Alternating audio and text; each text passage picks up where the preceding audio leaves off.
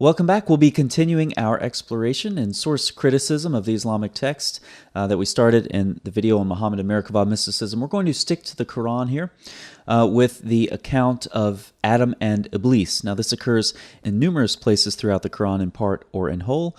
Here's a list of the pericopes in the Quran. You can look up each one of those cases and do a comparative study if you would like. But in this video, we're going to compare what we see in this story to texts that predate the Quran. So we'll be looking at three texts. Namely, I'll put them up on the screen for you. The first is the life of Adam and Eve. The original composition would be about 100 BC to 200 AD, with later Greek and Latin text added around the 5th century. The second text we'll look at is the Gospel of Bartholomew. That's about the 3rd century. And then the Book of the Cave of Treasures, which comes from about the 4th century. Now, it would be quite tedious to do an exhaustive study here with all of the elements of this story that occur in various places throughout the Quran. So we're just going to look at 5 elements, and we're going to see how they exist in the Quran and then in the text that predate the Quran. So let's go through a quick comparative study. The first element of the story of Adam and Iblis that we'll look at is the command to bow down to Adam. From Surah 2 and Surah 18, you see the command there. We said to the angels, bow down to Adam, and again in Surah 18. Now, it's not stated explicitly here in the Book of the Cave of Treasures, but it's implied because you have the voice of God saying unto him, Adam, behold, I have made thee king, priest, and prophet, and Lord, and head, etc. And so God gives Adam quite an exalted status here, at which point the angels bow the knee. Now, the command to worship is more explicitly stated in the life of Adam and Eve. Michael brought you and made us worship you in the sight of God. This is repeated later in the life of Adam and Eve in chapter 14. Michael went out and called all the angels, saying, worship the image of the Lord God, as the Lord God has instructed. And we can add in here as well the Gospel of Bartholomew. Michael said, worship thou the image of God. So the common element here of the command to bow down or to worship Adam exists in the Quran, as well as these 3 earlier texts. The second element that we'll look at is where the angels actually bow down or worship Adam in Surah 15. So the angels prostrated themselves, and in Surah 20, we said to the angels, prostrate yourselves to Adam. They prostrated themselves. From the Book of the Cave of Treasures, when the angels heard this speech, they all bowed the knee and worshipped him. From the life of Adam and Eve, and Michael himself worshipped first. So the angels worship. This is, again, another common element. Satan refuses in Surah 7. Not so Iblis. He refused to be of those who prostrate. And Surah 17, they bowed down except Iblis. And once again, this is a common element in the Book of the Cave of Treasures. God said to him, come thou also, for thou shalt worship my image and likeness. Satan refused to do so. From the life of Adam and Eve, Satan answered, I do not worship Adam. And once again from the Gospel of Bartholomew, Satan said, I am of fire. I was the first angel formed and shall worship clay and matter. So Satan refuses to worship in all of these accounts as well. The next common element, Satan criticizes man as inferior.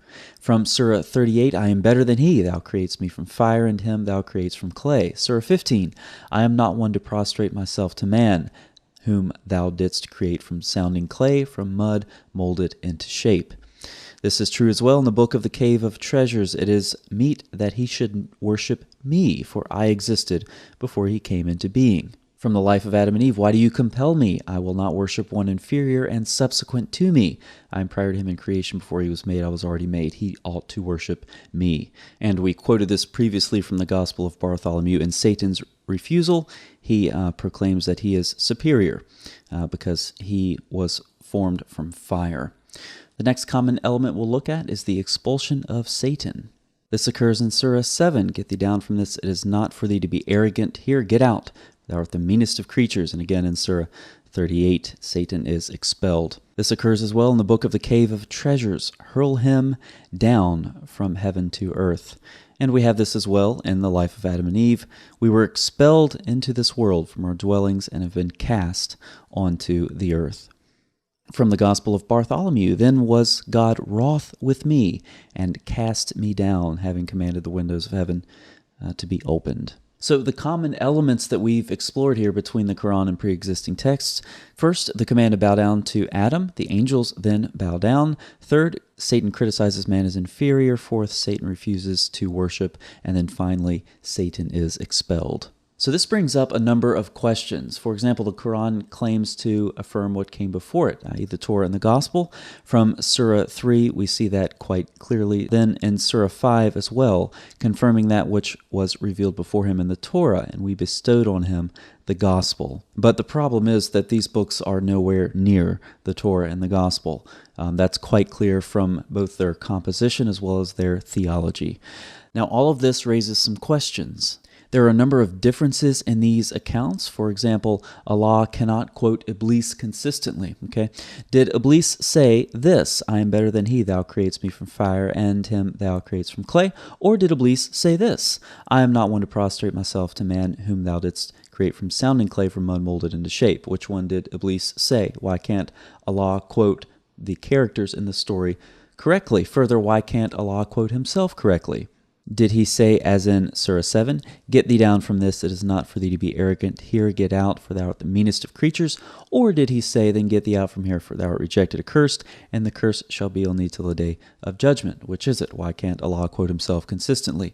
Further, in Surah 38, 7, and 15, did Allah say this, "O Iblis, what prevents thee from prostrating," etc.? Or did he say, "What prevents thee from prostrating when I commanded thee"? Or did he say, "What is your reason for not being among those who prostrated themselves"? So it's puzzling why Allah can't quote himself consistently, nor can he quote consistently the characters in the story. It also raises questions about inspiration. When you open Sahih al-Bukhari, Book 1, the Book of Revelation, we see the types of physical and psychological changes that Muhammad allegedly underwent as he was receiving his revelation. Sometimes it's revealed like the ringing of a bell. On a cold day, sweat dropping from his forehead, according to Aisha. Allah's messenger used to bear the revelation with great trouble and used to move his lips quickly with inspiration. So the question that this raises is, why did Muhammad have to undergo these types of physical and psychological changes to receive information that already existed? If you were literate, perhaps you had access to the text and you could read the text. If you were illiterate, you could hear these traditions being circulated in oral form. This is how the normal person would receive this type of information. But Muhammad has to bear the heavy burden of these revelations with sweat and the ringing of a bell and these trance-like states to receive information that already existed. It's very strange. Further, we have to ask, what is the Quran? Is it the word of Allah? Or from the previous video on Merkavah mysticism, is it the word of the Mishnah, 2 Enoch, 3 Enoch, Testament of Solomon, Apocalypse of Abraham, the Book of Jubilees? From this video, is the Quran the word of the life of Adam and Eve, the Book of the Cave of Treasures, or the Gospel of Bartholomew? What exactly is the Quran? These are questions I would like Muslims to answer. I'll be looking for your answers in the comments below. Thanks for watching. Have you ever wondered why there are so many ahadith which testify to Muhammad's engraved ring? Have you ever wondered why in the Quran it said that Solomon was given the power to control the wind? Have you ever wondered why Muhammad thought that some dogs were the shaitan? And after you're finished laughing at the story where a rock runs off with Moses' clothes, have you ever wondered what the source for that story is? Have you ever wondered why the story of Adam and Iblis in the Quran sounds so much like pre-existing legend?